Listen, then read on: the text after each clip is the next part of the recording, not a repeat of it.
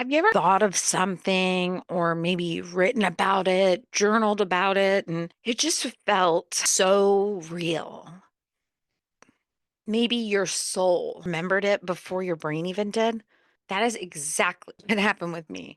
I had a thought, I created content around it, and I think I've accidentally unlocked a past life or two. Welcome to Random Candace Thoughts.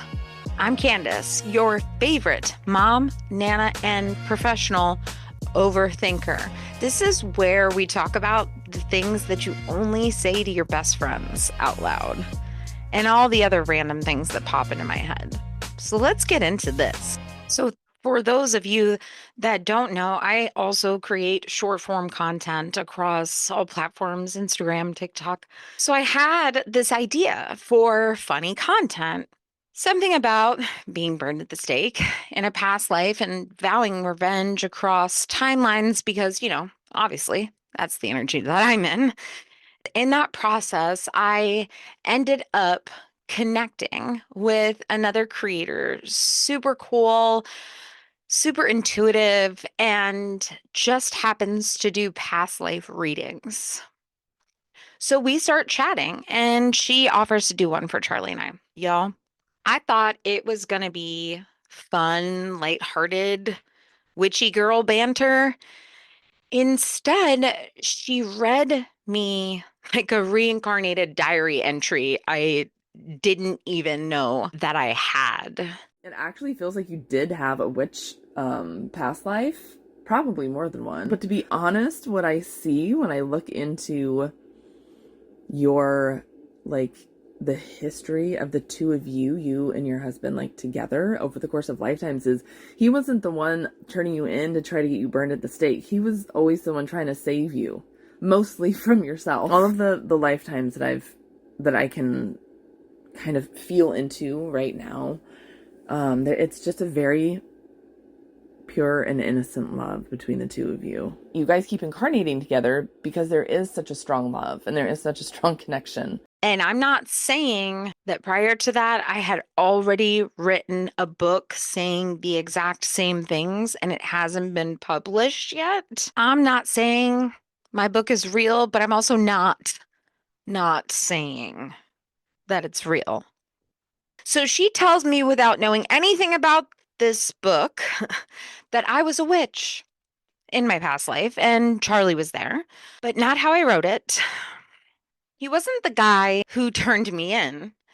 He wasn't the villain at all. In fact, he was the one trying to save me from the system, from myself, and from literally getting burned at the stake. And listen, that is exactly what happens in my book over and over and over. Same lesson, just different timelines. I don't want to give up my power, and he just wants me to be safe. But the way she said it, he's not trying to control me, he's trying to protect me.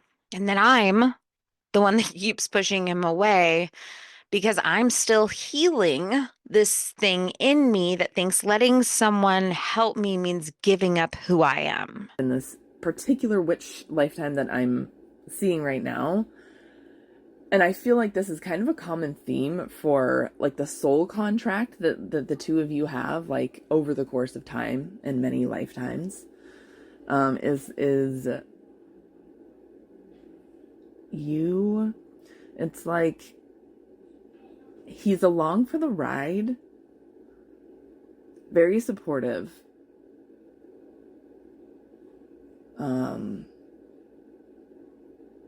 and I think that his ability to influence you, to convince you that like he has your best interests at heart, and he really does know like not what's best, but that he,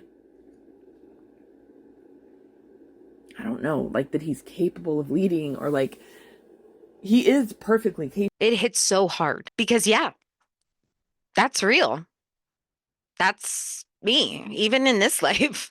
I don't ask for help. I'm constantly in survival mode. I like to lead and I need to know just a little bit about everything. And he just wants to make sure I don't burn out. I think that the lesson for you is allowing someone outside of yourself, particularly a man, to have influence over you. And this is absolutely a theme over the course of many lifetimes for you. So here we are again. Same souls, new rules, obviously, trying to figure out how to be in this life together now without repeating the old stuff. Honestly, I feel like this book poured out of me because it wasn't fiction.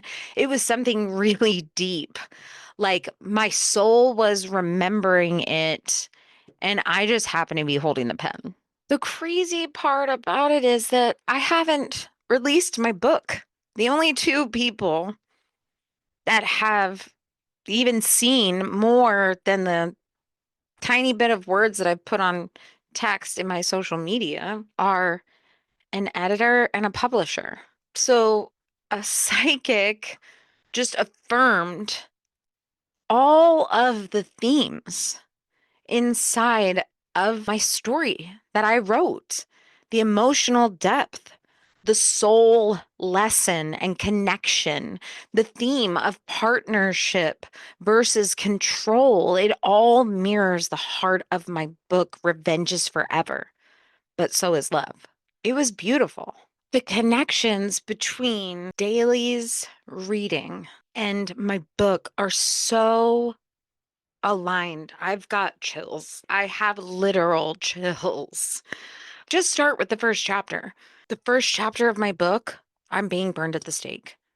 Charlie's the one lighting the fire. But in the reading, he was never the villain.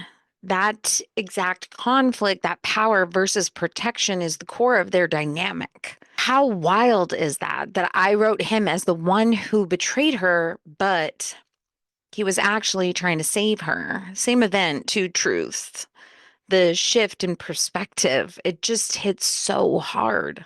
In my reading, Daly says that my recurring soul lesson is letting someone support me without feeling like I'm giving up my power.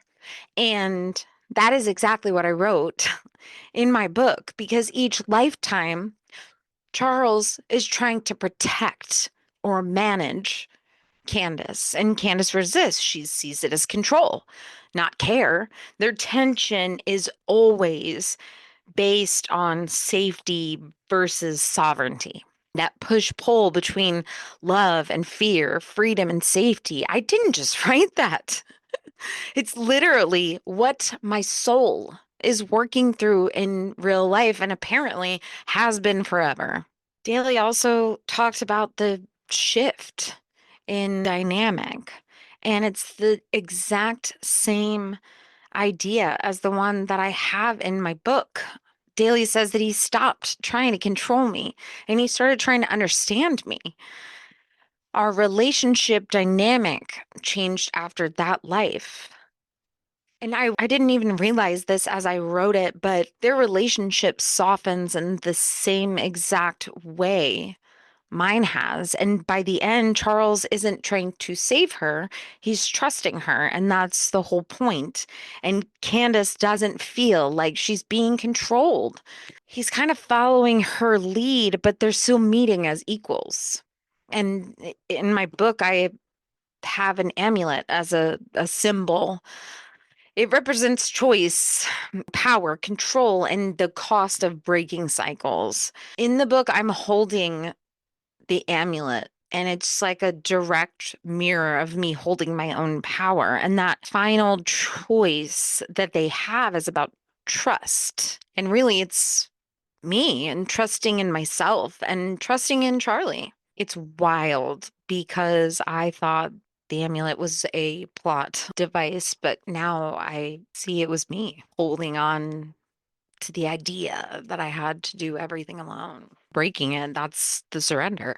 Daly said that I'm learning to sit in neutrality and trust in my energetic power when the world feels chaotic.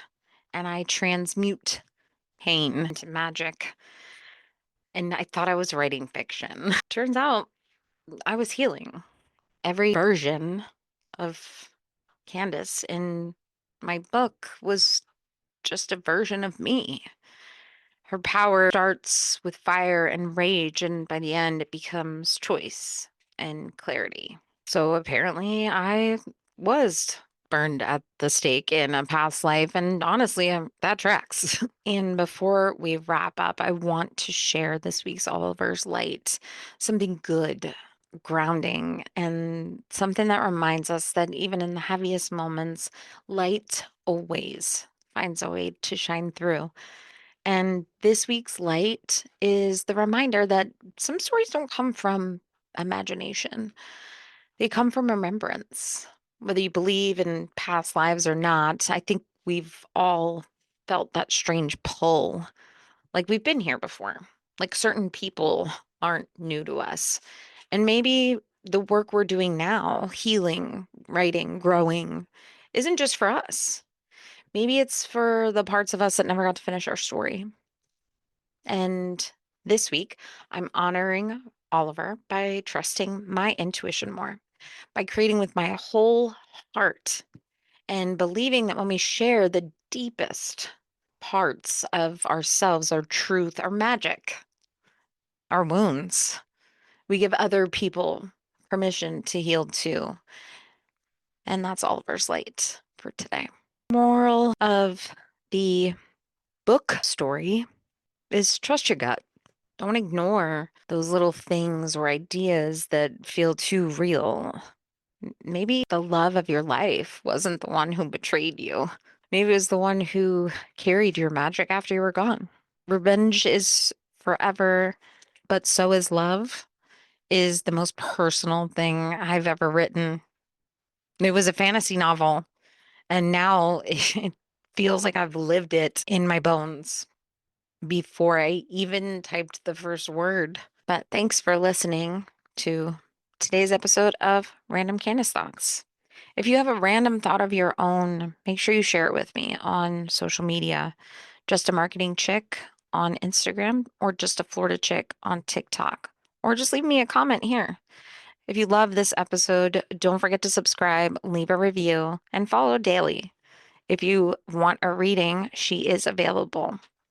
I will leave her link in the show notes. Until next time, stay random and keep chasing those dang dreams.